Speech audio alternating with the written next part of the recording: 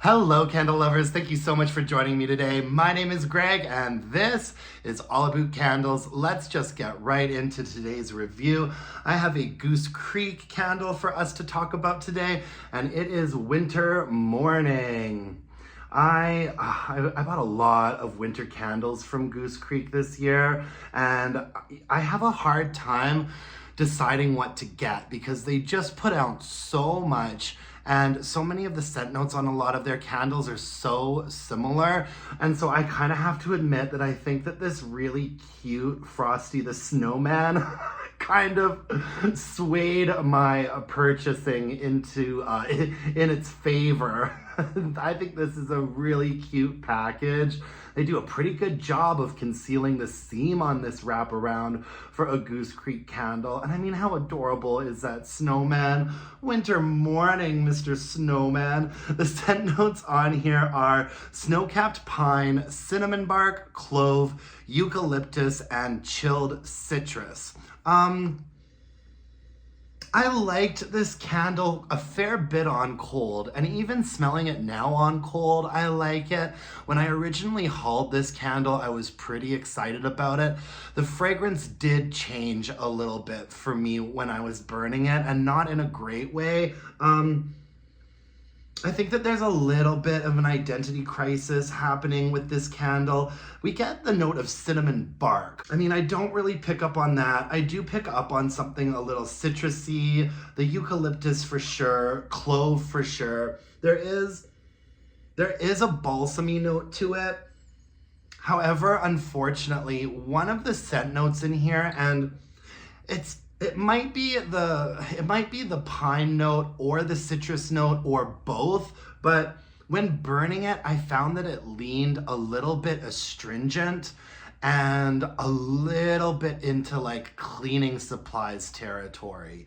We've got a lot of scent notes in here, and I don't think that they are necessarily balanced all that well.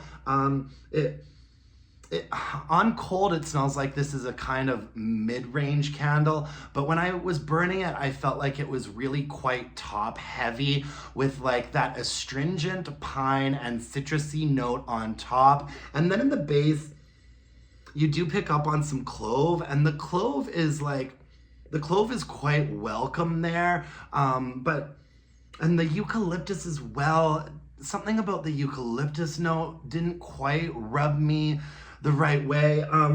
And like I said, on cold, even smelling it now, it smells better on cold than I remember enjoying it when it was burning. It was just a little bit too top heavy and astringent for me, and very like one note. You know what I mean? And also, it burned all right for a Goose Creek candle, but I wasn't super blown away with the burn quality on it either.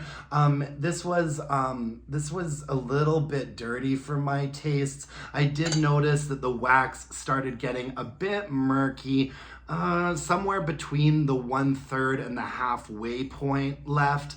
The wax started to get a bit murky. I did have to blow it out a couple of times because I saw some soot coming off of it. And this was before hitting that like 3-hour mark. I usually limit my Goose Creek burns to 2 hours. I do find that often if you go over that 2-hour mark, you will start seeing some soot. This was one of those Goose Creek candles that I really had to monitor.